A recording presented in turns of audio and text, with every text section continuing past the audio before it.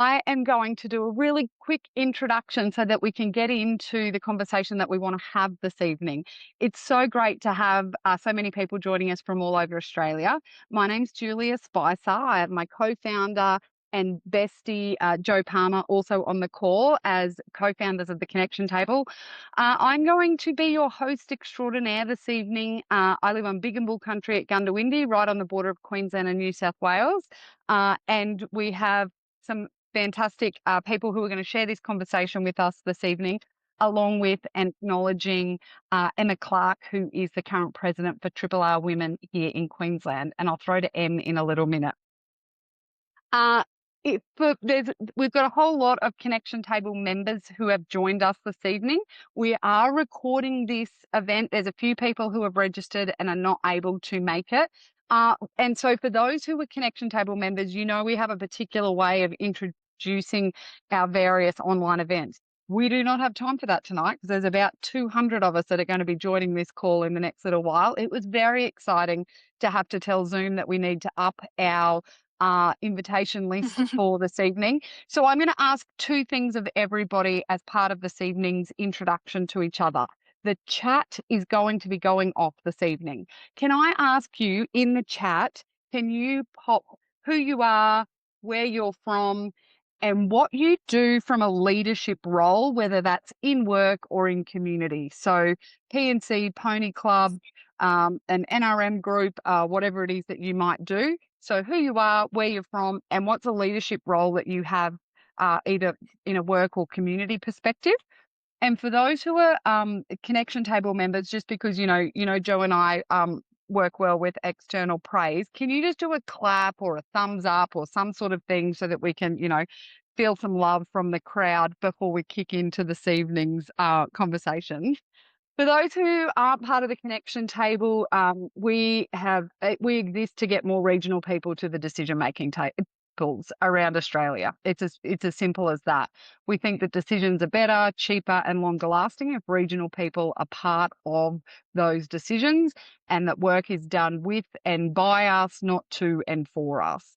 Honourable intent, often unproductive execution if we're not legitimately there at the table.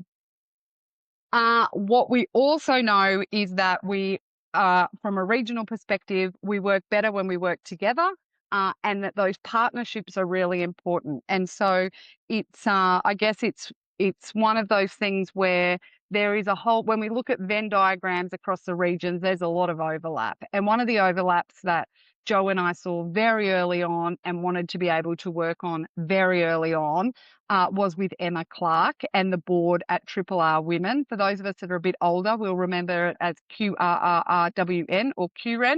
We are now RRR Women in Queensland, and Emma has been at the helm for the last couple of years and really advocating and putting conversation around what does it look like for women in business, women in regions across Queensland, and particularly in the work that RRR Women have been doing.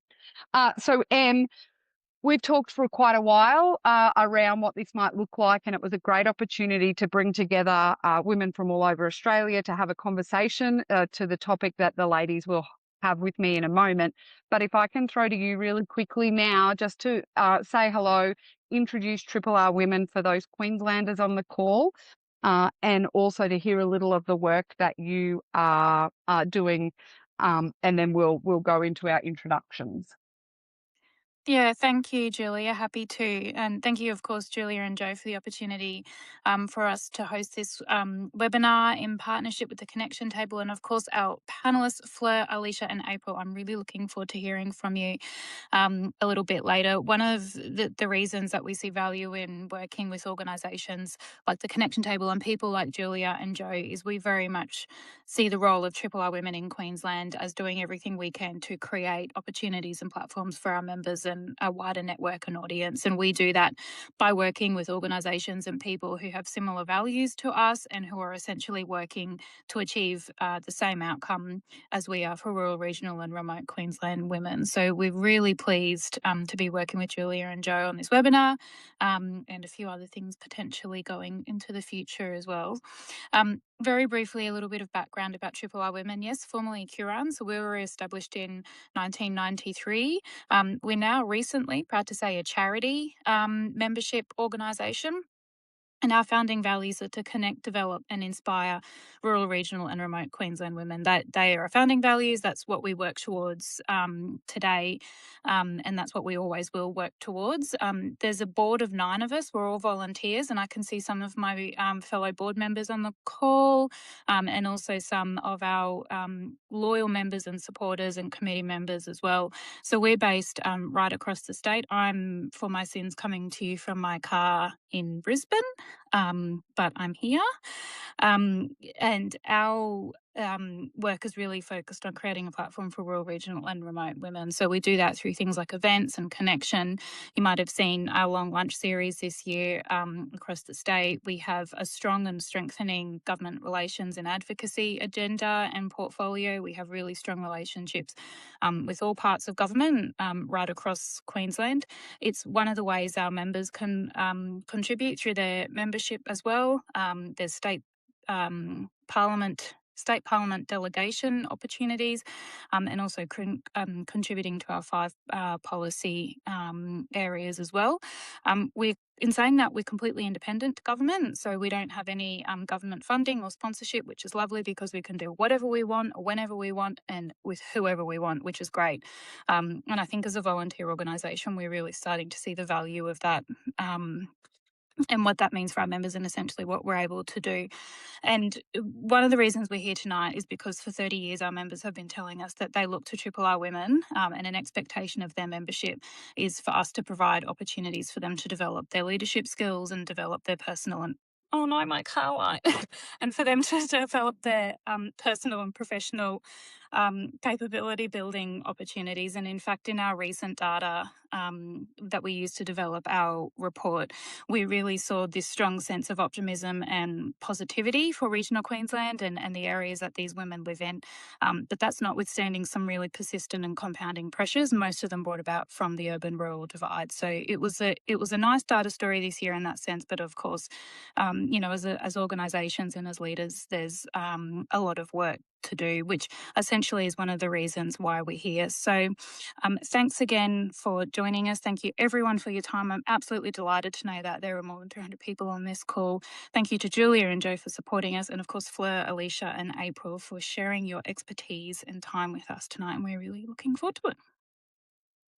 Awesome, Emma. And so again, if there are people on this call who aren't across what Triple Women are doing, I'll get Joe to do it because Emma is in the car. But we'll I pop can do it. I'm highly well, I capable think in the car. the website, the link to, whether it's the LinkedIn page or the Facebook page that you might want to send people. But if you're not connected to Triple R Women and you're a Queenslander on this call, there's another opportunity for you there as well. Okay, thank you, Em. And Joe, you're doing a good job of making sure we don't leave anybody in the waiting room and helping make sure we get everybody in here. So that's good. Okay, we cannot leave our 3 ladies lingering any longer. I want to introduce 3 Queensland women who said yes to our invitation to be part of tonight's conversation for a range of different reasons, and I'll get to that in a moment. But let me introduce our 3 panelists, and then I've got a specific question I'm going to ask them as part of their introduction. In terms of this evening, the way that we want to set it up is I've got some questions I'm going to ask the 3 ladies, and then we want to make sure that you've got a chance to ask a question as well. So put things in the chat. All of the questions can go in the chat. If we don't get to all of them tonight, which we may not, we'll do some follow-up around the questions that you've got. But please, if you have something that you want to ask one of these 3, or Emma or Joe or myself, please pop it in the chat and we can chase it up for you. So that's number 1. Chat will be going off tonight. So let me introduce our 3 fabulous Queenslanders on the call tonight. I'm going to start with Fleur Anderson. She is she in the Brady Bunch is next to me. Fleur is an experienced director and chair. Her strengths are in strategic policy and stakeholder relations, and she is a rural economic development leader. I'm going to tell these ladies where I found this in a minute. I am going to throw next to Alicia. Alicia Parker is a senior associate with Turner Freeman Lawyers, Dust Diseases, co-founder of Cattle Sales, and vice chair and non-executive director at Beef Australia. A round of applause for Alicia.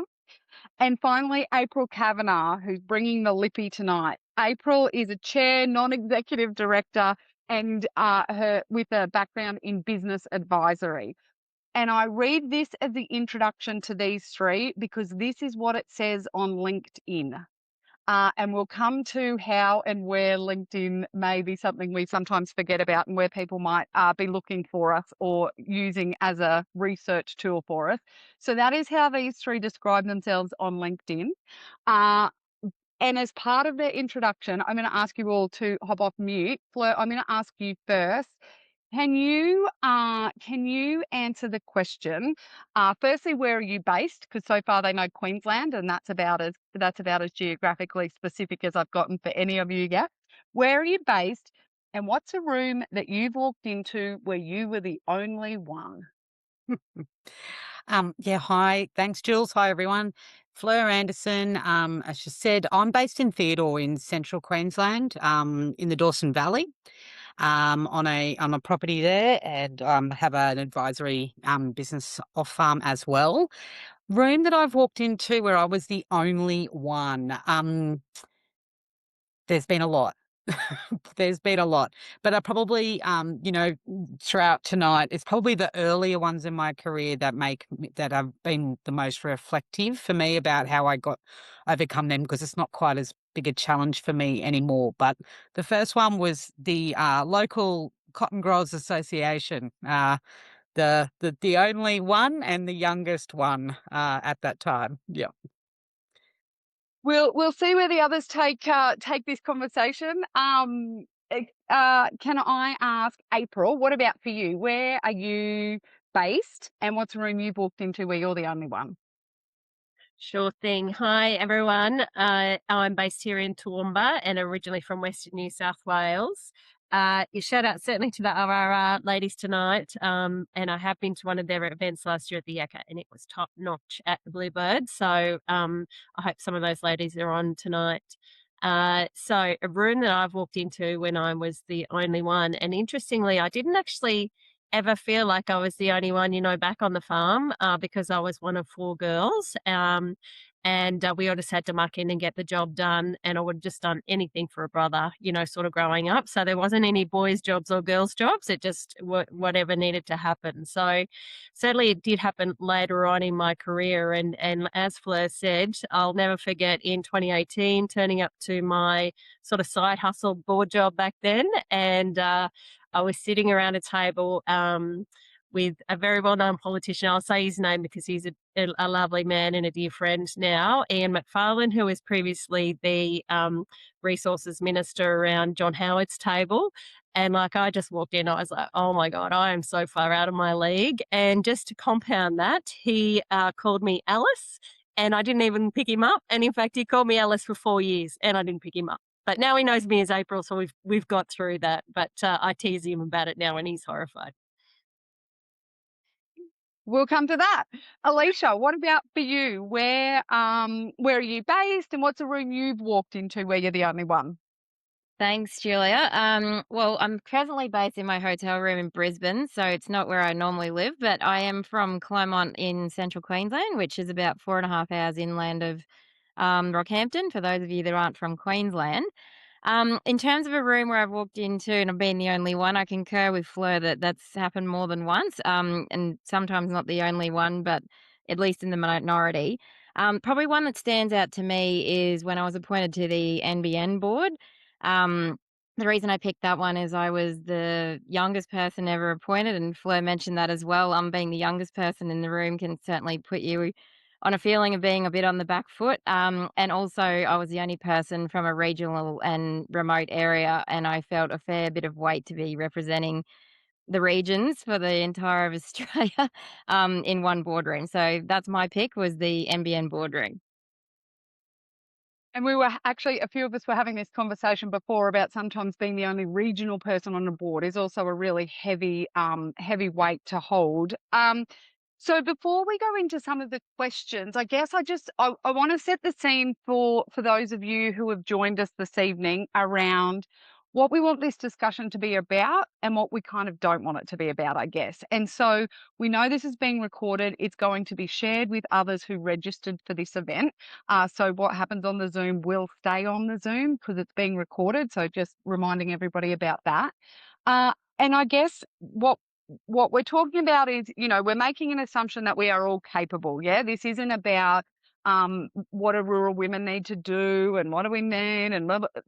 Assume that we are all capable. That's the basis of this conversation. What we actually want to talk about is the rooms and what it takes for us to hold our place in them. So already in the introductions, the ladies have, we might need to let people know what our name actually is and how can we give you some phrases and some ideas around that, for example. And so this is really about often rooms are designed not with us in mind, not with young people in mind, not with First Nations people in mind, not with whatever in mind. Tonight we're talking predominantly from a gendered lens of us as regional, rural and remote women. And so then it's about how do we move through the lack of design for us and into the what can we be achieving and how do we set these rooms up so that we are able to do all of the things that we all know we're very capable to do. So I kind of say that as a setting because we're really kicking into some questions where we've asked these three panelists to give some examples and some ideas and not kind of the shiny responses that they might give at a conference, I guess, is the other part of it. But I'm acknowledging that also means that they're being vulnerable and sharing some of their examples that they might not otherwise have done before. So we've got a few different sections. I'm going to ask a similar question to two of the ladies so that we can get some feedback. And again, making sure that we've got time at the end of our hour to share some questions from the chat. So I'm going to keep us rattling along. So the first question I've got is one that I was going to ask April and Alicia actually. And it's around what it feels like to be the exception in the room. So Alicia, you used your MBN example before, and maybe there's something else that you want to go in. But if you're the exception, not the rule, what has that felt like for you in some of those spaces? So if I can start with Alicia, and then I'll throw to April. Thanks, Julia. I think to throw a spin on this, to sometimes be the exception in the room is an absolute privilege, and very invigorating and exciting to be that person that is there. And you hope that you do a great job of, bringing the regional and remote and female voice to that board table. So there's definitely that lens and perspective. And I have been in many rooms where that has been the case, and I've felt like that. But it was also a challenge, as I touched on before. It's a big responsibility to be what I sometimes see as the token position, the person from the bush. And you do get a little stigmatized, I think, that people think you're from the way back of nowhere and probably don't know some things are being spoken about the table. You may not be very educated, or you may not even be able to string a sentence together, I think they sometimes might think.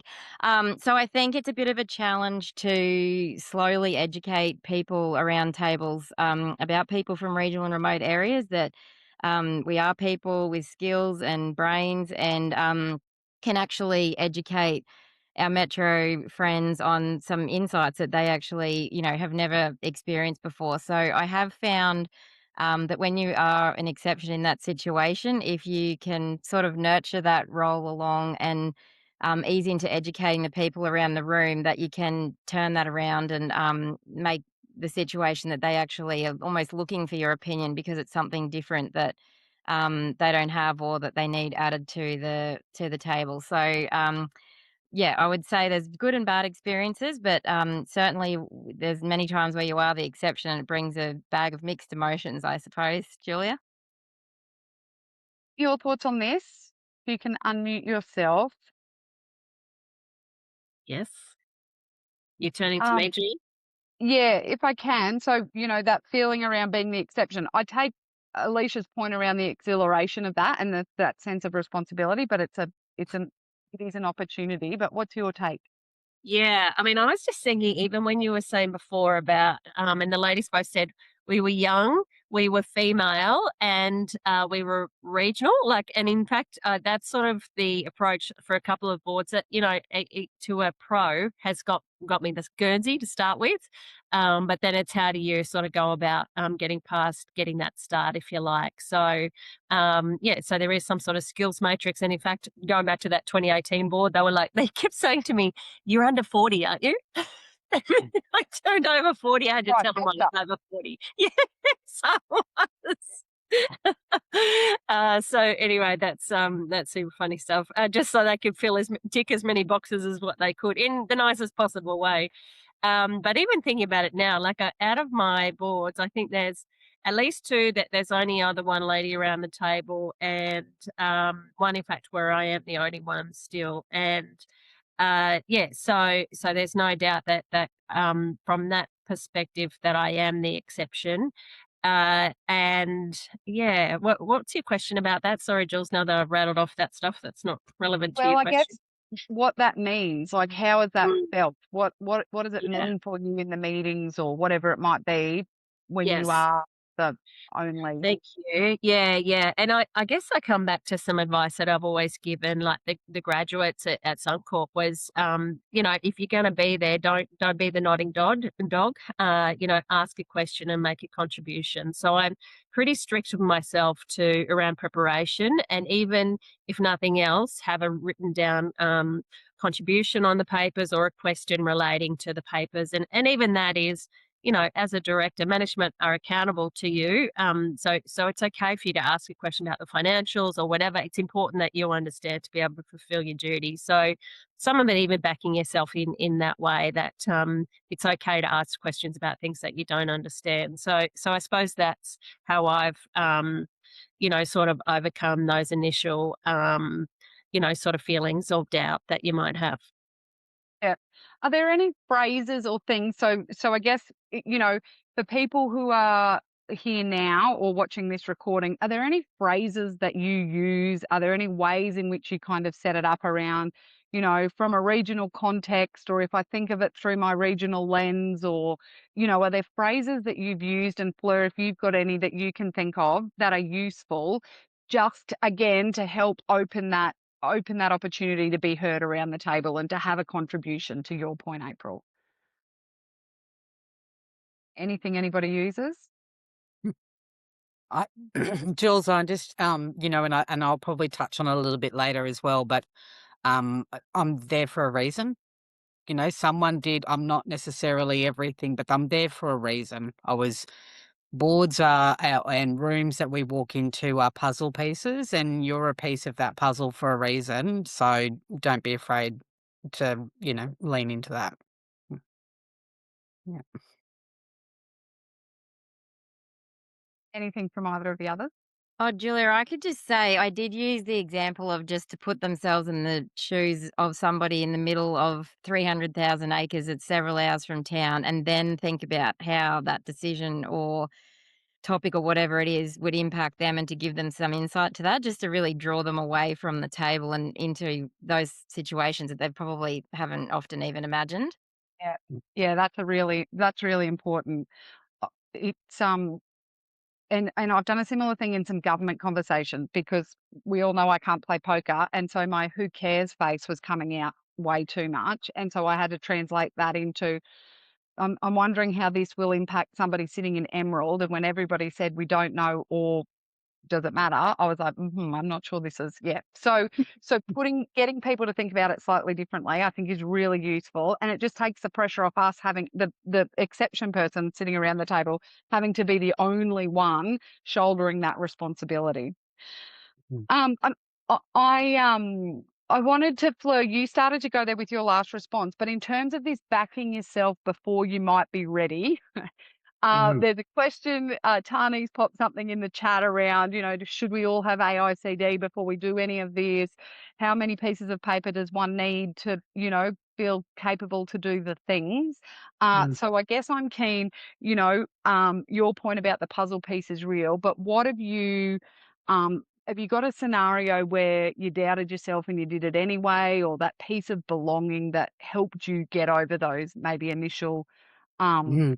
imposter piece so that you could back yourself? Yeah, for sure. And it's a constant thing, right? Like there's that, you just when you think you've got it all sorted and you're walking in totally confident, something happens that shakes that for you. And I've had that multiple times and, still have it, might have even had it today. But I do think that I, I guess that whole doubted that I belonged. And if I go back to that early career piece that we talked about earlier, where I walked into that CGA and Cotton Growth Association, sorry, for those that don't like acronyms, and also in my first gig around the same time in the mining industry. They were both places where I walked in and I wasn't like everyone else in the room. I didn't have the same skill set and the same experience. But I did have a skill set and an A experience that, like the people said in the comments, that was why I was there. And I remember someone saying to me when I did the Future Cotton Leaders program, we're going 2004, maybe later, 2006. And that person was a female chair of Cotton Australia, probably the first one. And she said to me, I'm here because I chair a bloody good meeting and I listen and I know how to bring together a room and bring a room to a decision. And that's why I'm there. I'm not there because I understand the difference between varieties 687 and 293. I'm there because I chair a good meeting and that's what I do. And I was like, right, I need that. For me, was a real moment that cracked that code, I guess, for me. And the other piece was I remember being offered a job that I really didn't think that I was ready for. And I remember having massive doubt walking into that room. And it's that feeling when someone sees something in you that you don't see in yourself. And that is an amazing feeling, right? To just remember that person saw that in you, and then there's all that pressure to live up to that expectation and all the rest of it. But that person obviously has backed you and chosen you for a reason. So I I go to them and say, "This is how I'm feeling. I'm feeling totally overwhelmed. Can you remind me why you've put me in this room? Can you remind me why I'm here and what I've got to offer?" And that can really, help get over that doubt and help you move forward into making that contribution that you're there for. In terms of the qualifications, Jules, you said around AICD and all the rest of it, there's no straight answer for that. Like, I think if that's a specific skill for a specific role, but I'm not a paper chaser. I'm not a qualification chaser. Um, I think sometimes yeah, we overthink it and use that as a stalling technique. I'll be able to do this when I get this or when I've done that, or I just need another couple of years experience. And I'm a big believer in getting the experience on the job and through mentoring and the people around you. So don't let that hold you back, but they're all good things to do. Awesome, thanks. Alicia, what about for you? You've stepped into some of your non-executive director roles. Like, where have there been a time? What have you needed to kind of feel the doubt and push through it anyway? Yep. I'm going to mention NBN again, and I'm not throwing NBN under the bus. My experience there was absolutely wonderful. It's just it was a very different experience because I'd been in roles that were involved agriculture, and then I went to a role that was not about agriculture.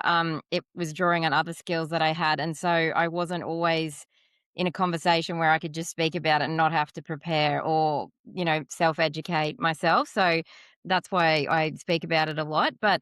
I absolutely think if you have doubt, it means for some reason you're not completely confident, and therefore prepare, prepare, prepare, self educate yourself more. I probably did way more reading than what others had to do on some subjects in the board papers for MBN, but I got background, I got opinion pieces, I signed up to groups that were in that area. Whatever I needed help with, I found a way to try and, overcome that. And when I recognized that there was doubt in an area, and I'm not suggesting that's easy, but I would do that. And my other strategy, which I'm sure is not endorsed by any psychiatrist in the country, but I call it filing cabinet it. If you are standing outside that meeting room and there is no more time between walking in and the meeting, there is no point stressing out about or doubting yourself. I know it's hard to shut that down, but if you can work on your mental capacity to shelve that doubt and just focus on your strengths and what you've prepared for, I find that very helpful to try and just get across what you actually can focus on and can deliver. And, most of the time, the doubt that you have and the worries you have, they don't even arise, and it's just a wasted, worry. So I, at the last moment, go with the filing cabinet, but definitely do lots of preparing beforehand to try and make yourself more confident and eliminate some of that doubt. Awesome. That's really good. And I mean, I think to that piece, I remember sitting on a federal government board and it was around commercializing research out of universities. Clearly not a researcher. But what I realized I brought was that super practical, like, hold on a second, on the ground, in a business, what is it that they're actually getting as a result of all of this fabulous research? There was nobody else that had that practical level around the table. So to Fleur's point, all of the pieces of paper, which super respectful of. Sometimes everybody's got paper. They need somebody who can put that into practice. And what does that look like when you're X, Y, and Z? So again, these phrases and questions seem really simple and normal to lots of us on this call. And yet that is the superpower or the secret sauce that you are bringing to a range of these tables at all different levels. Let me keep this moving. So we've kind of talked about, we might have been the only person at the table. What have we done around that? How do we get through the doubt? There's some good chat going on in the chat that I think is really important for us to talk about at a later stage. But you kind of move through that stage, and April and Fleur, I'm keen for you guys to have a chat about this, but can you think of what the role was that changed your trajectory? And is there anything that you said no to that you're really happy that you said no to? We can sometimes try and be people pleasers and say yes to everything. So can I get you to talk about what's the thing you said yes to that changed the trajectory, and something you're really glad you said no to? Okay. Well, I'll go first, Flirty. And in the meantime, you might have seen I've just been issuing some instructions to my husband in the back that someone ate all the frozen peas, so we need them for the fried rice. So they just need to be added so the kids can eat. But that's life, isn't it, for working mums on the line?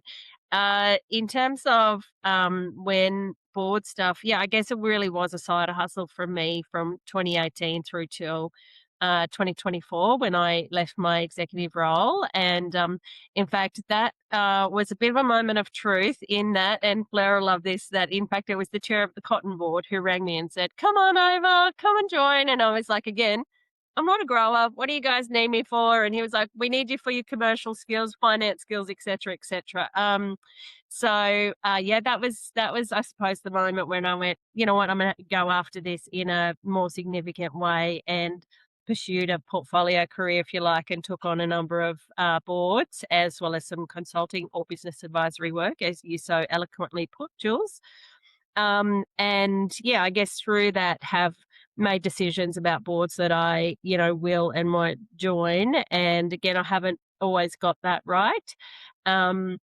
To the point where most recently, I just came across a scenario where it just wasn't working for me. And normally I would have sort of agonized over it or really battled a lot more to make it work. But I just made a call on that situation, wasn't worth my time. So I actually pulled out after one meeting, given some other circumstances that were happening. And even that, ladies, I just agonized, rang Jules, what am I going to do? But people were like, who are they? What are you doing?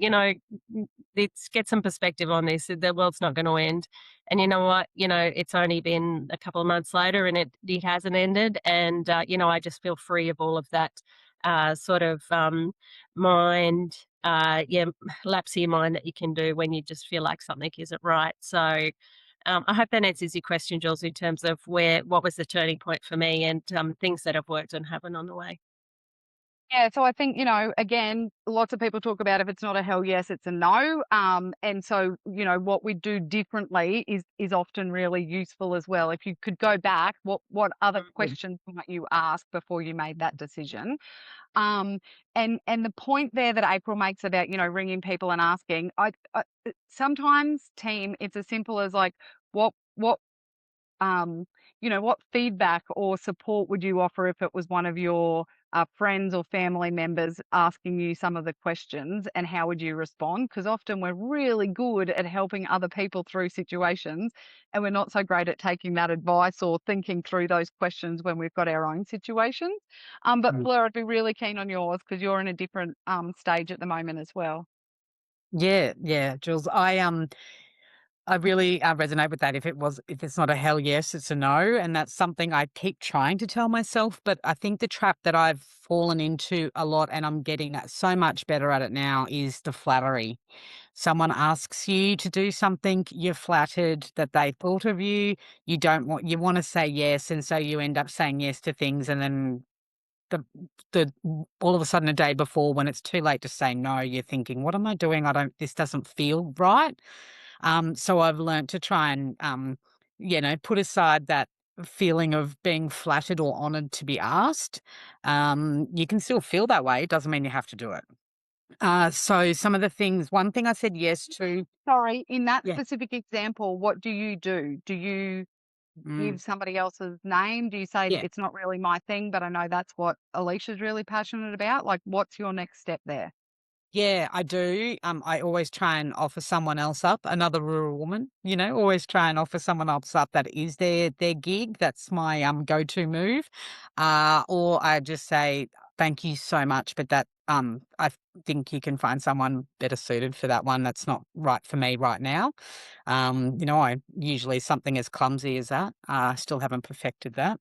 But I think that so the yeses was, and I mentioned this CGA again, and the only reason I mention it is because on paper it looked like the wrong time, the wrong reasons, and the wrong stage of life to be sort of moving into that space. But it just happened to be this uh, crazy kind of coincidence of I stepped up for the cotton growers. Then we ended up with the biggest flood in living memory, wiped out the whole valley, and I got thrown into this sort of advocacy role, and it ended up being perfect for me because I wasn't your traditional producer, and I wasn't sitting in an excavator fixing levee banks or whatever, but that's what I had to contribute. I had the ability to the relationships, pulling people together and then pitching to government, so that sort of just fell in my lap, and that really gave me a great experience, and then I could sort of go, that actually really fit for me. I'm going to keep moving in that direction. And the other one was just at the start of COVID, saying yes to a tap on the shoulder to join the public service, something that wasn't on my bucket list. And I said yes because I thought it would be really good for me to fine tune a couple of skills. And I thought I would do it for a couple of years. I did it for 7. And it was a great experience for me. What it gave me in the trajectory and what that gave me was more than what I thought it would. So highly recommend that. And then I suppose the no was then getting out. So ironically, getting in and getting out were some things. The other no for me was I've been asked a number of times to talk about like my personal story.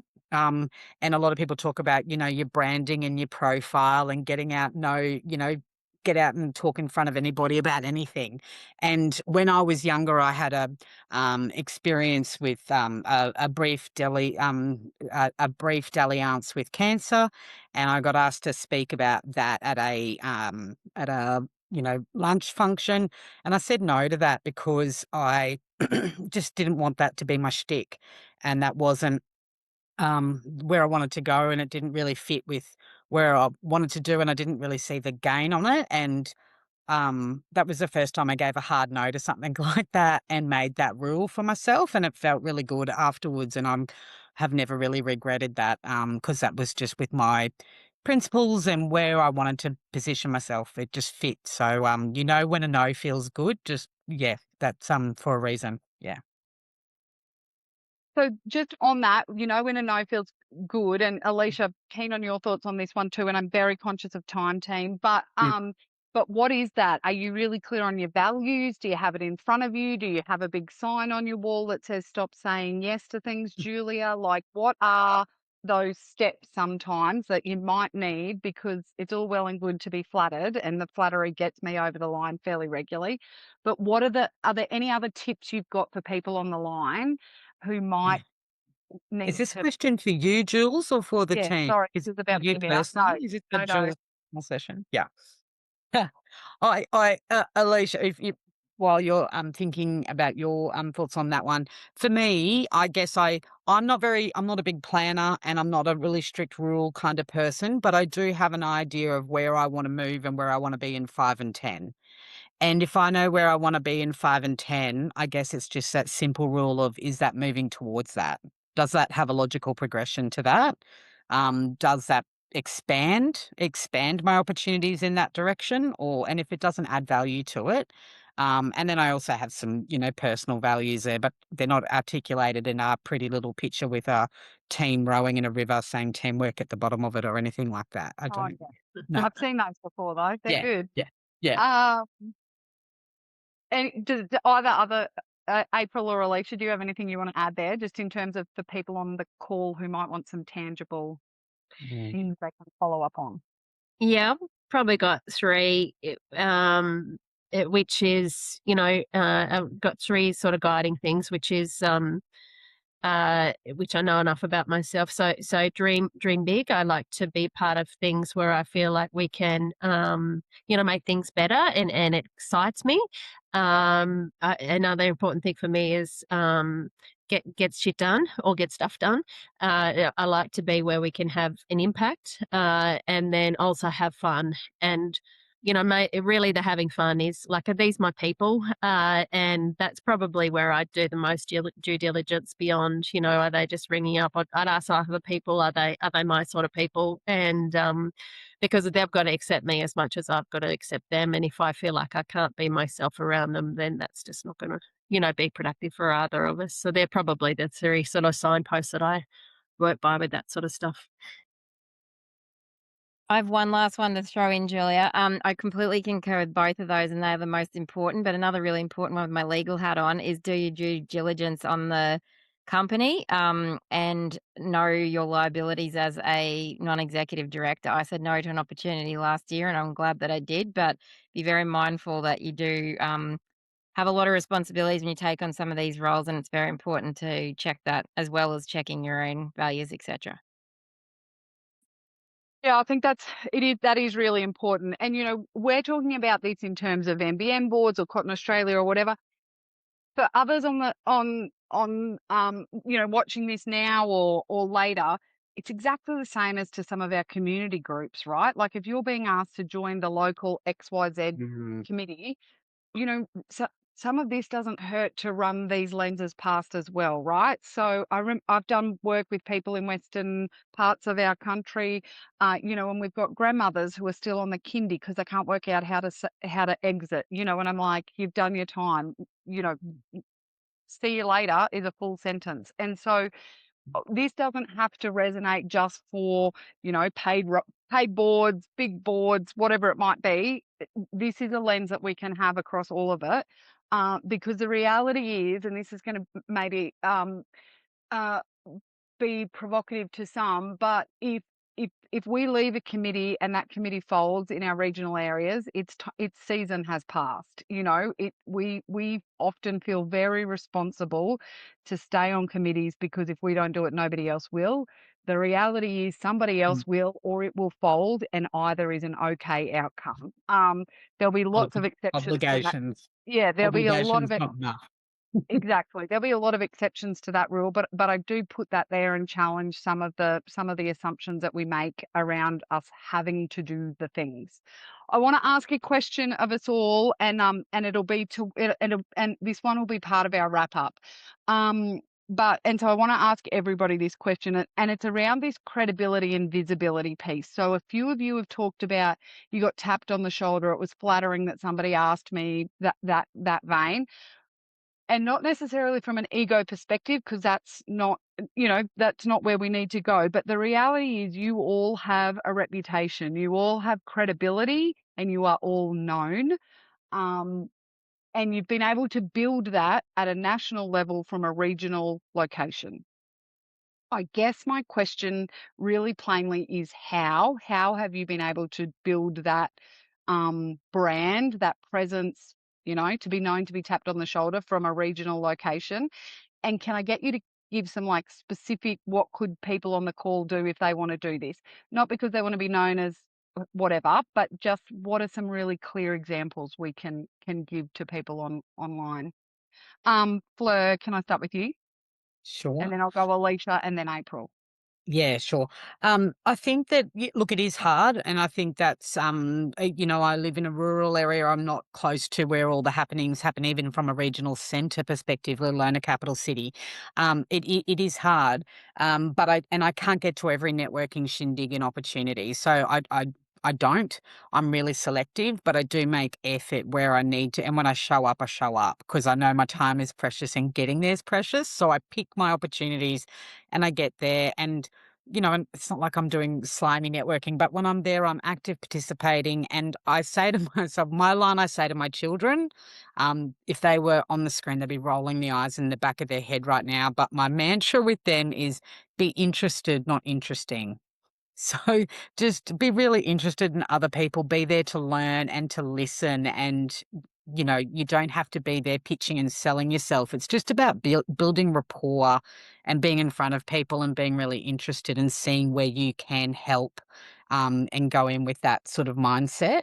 And probably the only other little thing that I would say is we talked earlier about knowing what value you give. And I would tell everybody to spend a little bit of time working out what that pitch is. You never have to say it out loud. You never have to show anyone, but write that little thing about I am a great at, or this is the value I bring to the table, and write your little thing and have it there and start to really make that. Recently, I had been doing a little course and program about my portfolio career, and I asked some of them on this call, what do you think what do I add? And the feedback I got was really validating and lovely, and it helped me refine that so that I could kind of be a bit clearer about what that value was that I brought to the table. So I highly recommend everyone does that.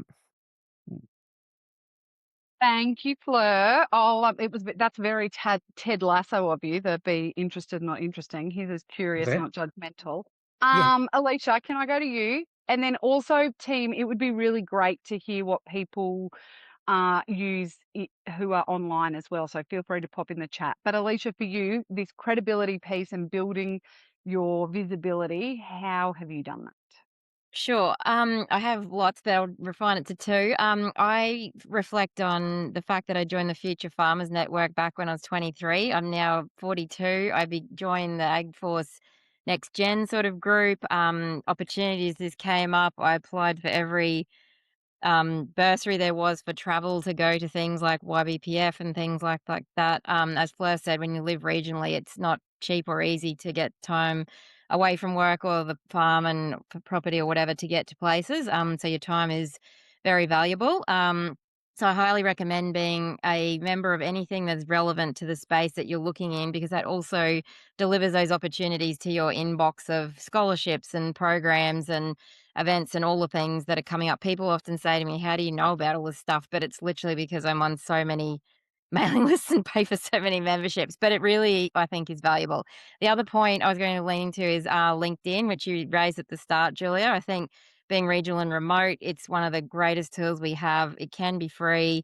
You should have your LinkedIn current, and it's a way of being in front of people and making them think you're there and current and around, even when you're not showing up in person at things. So I always encourage, especially younger people, to get their LinkedIn going and start building that those connections and try to get them to over 500 and be really actively being on LinkedIn.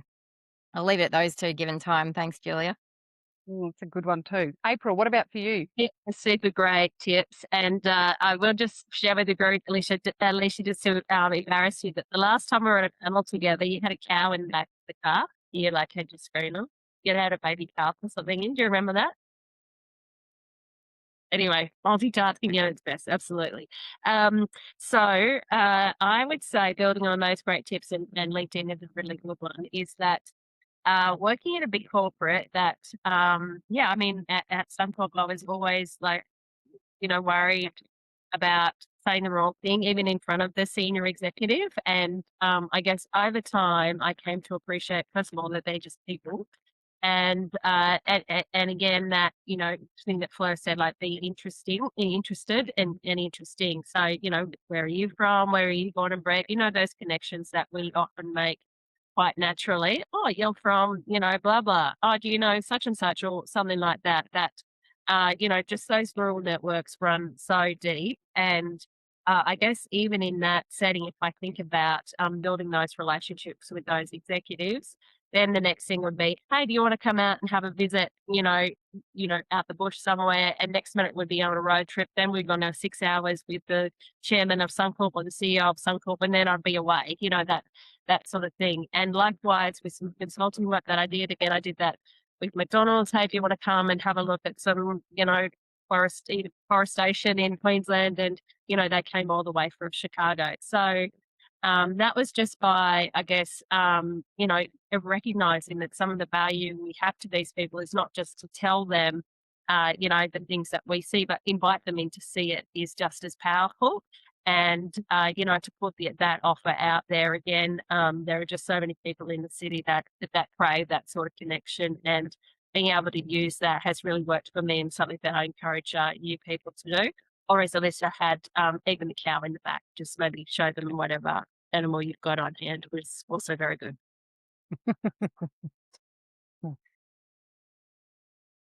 If there's one thing that I can add to that, and then I'm going to throw Jo. I thought there might be one of the questions that's popped in the chat that you can ask on behalf of everybody. The other thing is, if people think of any of these three women on the screen, they're known for a couple of things, not for 4,000 things. And I think that's the other part is, how do you want to be known in a room where somebody's talking about you? What do you want to be known for? And that's how we can also start to be seen and known and considered, and all of the rest of it is if they're looking for somebody, then that's the case. And back to an earlier question we asked Fleur was, this is where I think regionally we are incredibly generous with our network, and a big part of why Jo and I do what we do, and why Emma and the RRR Women group do what they do, is share our networks. Who else can you be representing? Who else could you be putting forward? If we can't do it, who can? One of the things that I read somewhere was, how do you act like the host at an event when you're not the host? And how can you play a role in introducing people and making sure somebody's got a drink, whatever it might be, so that it gives you that ability to kind of step in and do the thing. And so these as some ways and some tools that we can practice and check on some things. Kathy, yes, and it is something, we kind of need to step into sometimes, but I really want to make sure that I can introduce and connect people around something that I know they are really passionate about and can do good work. And I would hope, and I know because some of the people are on this call, that's how people would speak about me behind my back, or speak about me in a room that I'm not in. Okay, Jo, want to throw to you for a question. I'm also, ladies, as your final question before we wrap up tonight, my question for our three guests this evening is, what is something that you want people to walk away with? What is one action that you want the group to walk away with? So that's going to be my final question for you three. But Jo, is there a question that's gone into the chat that you want to unmute and ask on behalf of the people? Yeah, there's a good one here, which sort of, I think you talking about what hat do you want to be known as, or where do you want to fit in there? Because like all of you have mentioned, quite often you're in rooms because you're ticking lots of boxes, and how can they jam so many of those hats into one person? And so flipping that, what advice would the panel have for advocating for large and diverse groups? How do you make sure you're hearing from the many, not just the loudest and most engaged voices, and representing their views well? It's a great question. Well, you've got your mic on, Fleur. Why don't you go first? Yeah, that's a great question. And I think about a couple of things. There was in those rooms, say I'm just thinking about a board table, for example. I don't have necessarily a problem speaking up at a board table, and sometimes can take the oxygen out of the room. I'm very conscious of that also. But I don't have a problem speaking up, but I know that there are some that do, and they're sitting there quietly. And when those people speak, God, like everyone sits and listens, because what they've got to say really matters. So I always make sure I'm throwing, even when I am talking, going, what do Alicia, what do you think? Like always just throwing to sort of someone else to make sure that those voices are heard.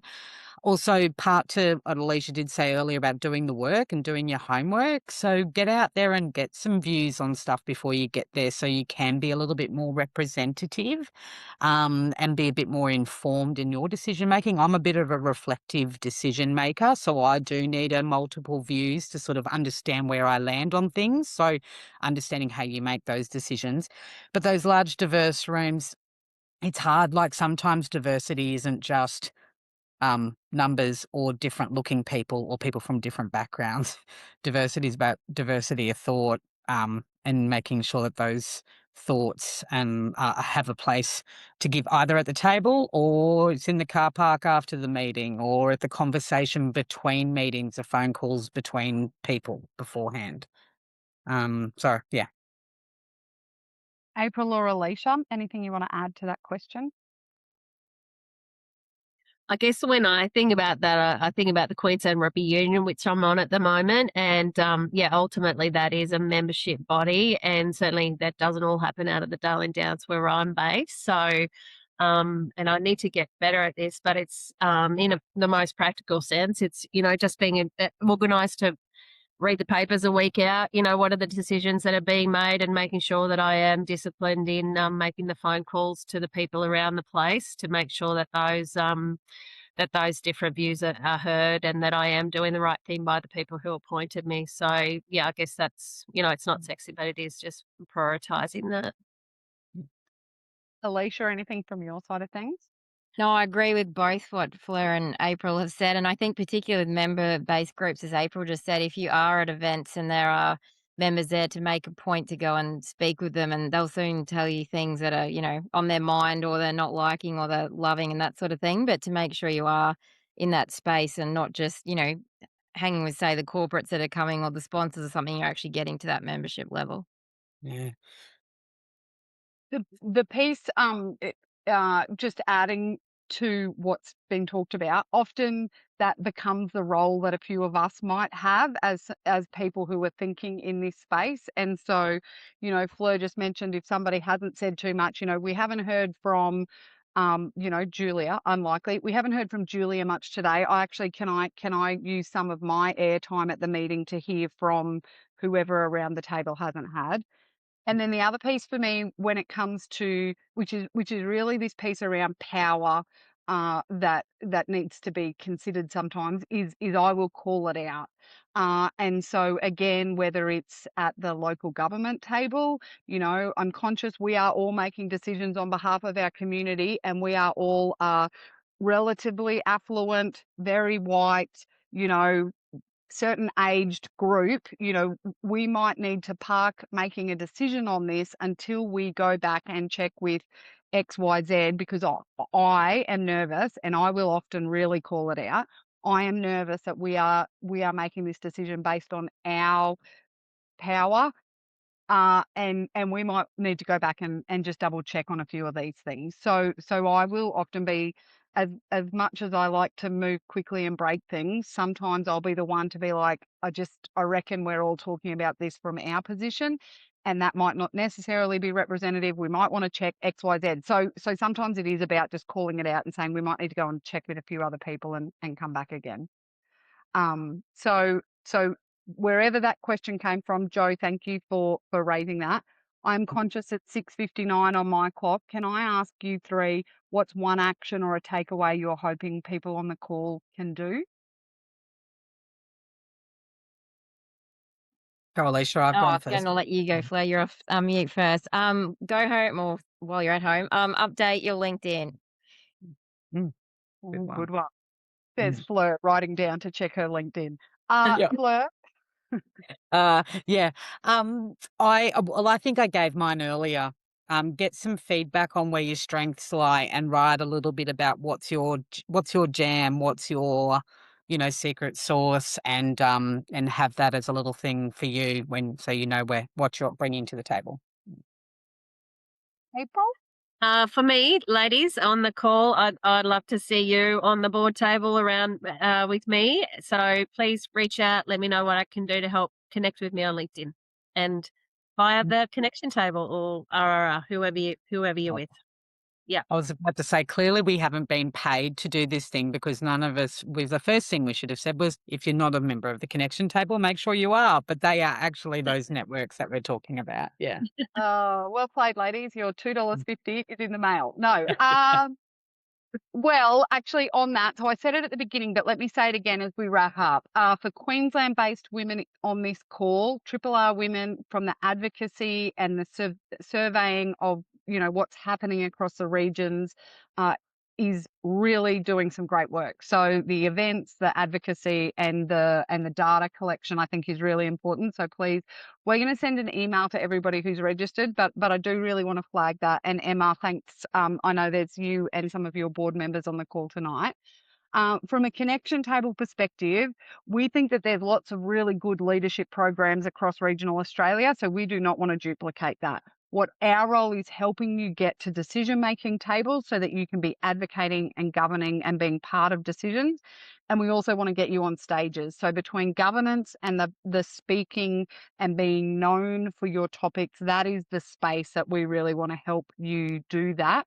And we have got the platform now, and we've got the memberships that are doing all of that work. So we do quarterly governance training, and we've also got the self-paced governance program that some of you on the call have already been part of, and we'll continue to do that because we reckon that's the value add that Joe and I can bring. And so really happy to we'll send some information out about how you can be part of this, on a regular basis and really build that network of people around you to help you get to the tables.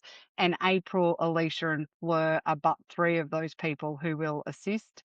There's lots of you on the call who have been part of various bits and pieces.